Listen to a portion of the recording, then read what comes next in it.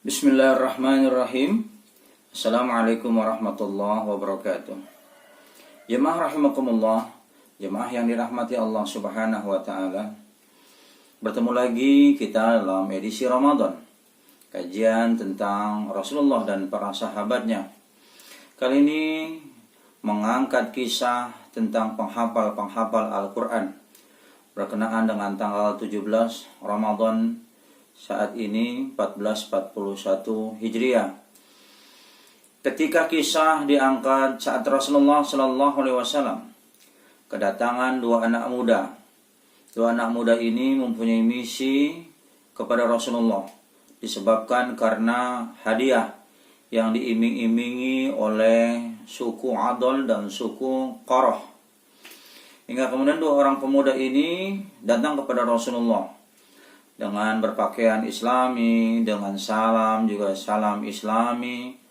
Apakah kemudian Rasulullah curiga? Tentu tidak. Saat kemudian mereka datang dengan gaya-gaya islami, meminta kepada Rasulullah SAW untuk kiranya berkenan datang ke suku mereka, yaitu Qarah dan suku Adol. Apa tujuan dua suku ini mengundang Rasulullah dengan beberapa sahabat dengan dalih untuk mengajarkan suku mereka yang saat itu ingin sekali memeluk Islam tanpa ada kecurigaan. Kemudian Rasulullah SAW berniat untuk berangkat, namun ada dari beberapa sahabat-sahabat senior, ada Abu Bakar, Umar, Utsman, Ali, menyarankan kepada beliau, sebaiknya engkau tetap di Madinah ya Rasulullah. Kirimlah sahabat-sahabat engkau yang terbaik untuk memberikan pengertian, pengajaran tentang Islam di Bani Qarah dan Bani Adol. Tanpa merasa curiga terhadap dua anak muda ini, maka kemudian Rasulullah memanggil sahabat Asim bin Sabit, sahabat-sahabat yang memang menjadi pilihan Rasulullah untuk berdakwah ke Bani Qarah dan Bani Adol. Sahabat-sahabat ini di hadapan Rasulullah adalah sahabat yang spesial. Karena apa? Karena mereka semuanya adalah penghafal Al-Quran. Di hadapan Rasulullah mereka lah orang-orang yang mulia. Karena apa? Karena kalam Allah sudah berpindah ke dalam dirinya. Tiap hari, tiap waktu, tiap saat selalu yang dilantunkan zikir kepada Allah dengan membaca Al-Quran. Maka mereka menjadi sahabat-sahabat pilihan Rasulullah untuk berangkat ke suku Qarah dan suku Adol.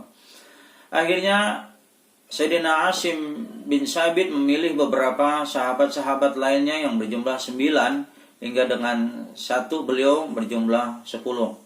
Maka dua golongan ini berbeda kemudian berangkat ke Bukit Raj'i namanya. Yang satu golongan merasa bahagia. Kenapa? Karena mendapat amanat dari Allah dan Rasulnya memberikan dakwah kepada suku Qarah dan Adol. Sedangkan dua pemuda ini merasa bahagia karena dia akan mendapat hadiah yang luar biasa. Sudah bisa membawa sahabat-sahabat Rasul untuk masuk ke dalam perangkat jebakan mereka. Karena ternyata suku Qarah dan suku Adol ini adalah suku yang amat sangat membenci daripada Rasulullah, sahabat, dan tentunya agama Islam. Ketika datang orang-orang spesial yang diutus oleh Rasulullah adalah orang-orang pentahfidz Al-Quran, orang-orang yang mulia dari sikap, dari ucapannya, dari gaya kehidupannya, selalu bernuansa-nuansa Al-Quran. Maka ketika 10 orang sahabat yang dipimpin oleh Sayyidina Asim bin Sabit ini berangkat, mereka bahagia karena mendapat amanat langsung dari Allah dan Rasulnya. Dua bahagia tapi berbeda jalan. Yang satu jalannya menuju surga, yang satu tentunya arahnya ke neraka. Jemaah rahimakumullah, sampailah kemudian di Bukit Raj'i, satu bukit yang membelah di antara dua buah gunung. Saat kemudian mereka sudah sampai di Bukit Raj'i, kemudian mereka berkemah. Dua orang pemuda ini kemudian berucap kepada para sahabat, tunggulah sebentar di sini, sementara kalian berkemah, saya akan memberitahukan kepada Bani Qarah dan Bani Adol bahwa kalian sudah datang untuk dijemputnya. Akhirnya tanpa ada kecurigaan, begitulah sifat-sifat orang yang senantiasa dibaluti, dilindungi, kemudian selalu bersikap dengan Al-Quran, tidak ada punya perasaan yang dengki terhadap orang, tidak ada punya perasaan curiga terhadap orang, yang ada hanya kebaikan-kebaikan dan kebaikan. Jemaah rahimakumullah, apa yang terjadi saat kemudian mereka dikejutkan, ternyata dari Bukit Raj'i bermunculanlah orang yang jumlahnya lebih dari 100. Dalam satu riwayat mengatakan 200, 300 sampai 500. Hingga kemudian mereka tidak siap. Akhirnya mereka diserang dari atas bukit, keluar dengan begitu dahsyatnya penduduk-penduduk atau suku Quraish dan Adol ini, hingga kemudian mereka membantai para pentahfidz Al-Quran.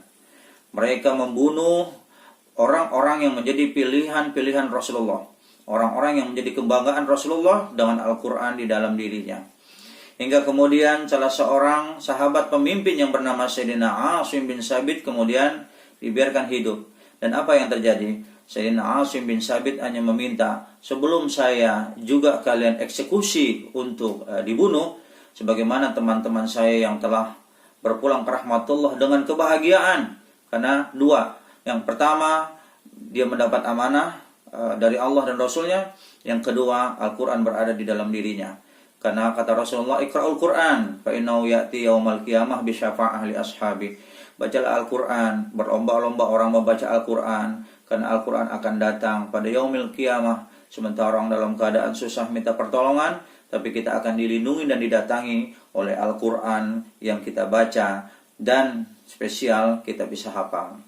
Akhirnya Asim radhiyallahu anhu sholat 2 rakaat. Sebelum sholat dia bermohon kepada Allah, ya Allah, sampaikan berita ini kepada Rasulullah. Bagaimana kejadian, bagaimana keadaan, hingga kemudian setelah sholat beliau dieksekusi, dan kemudian diberitakan berita itu oleh malaikat Jibril kepada Rasulullah.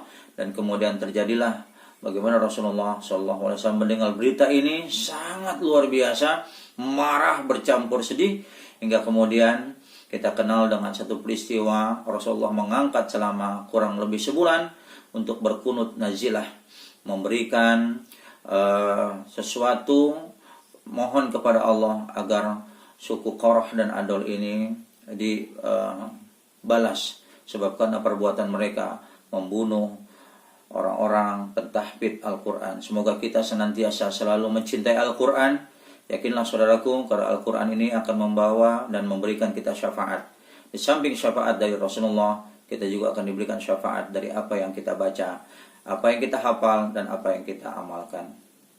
Selamat berbuka puasa. Semoga puasa hari ini senantiasa Allah akan terima. InsyaAllah kita akan ketemu pada edisi-edisi berikutnya. Terima kasih. Assalamualaikum warahmatullahi wabarakatuh.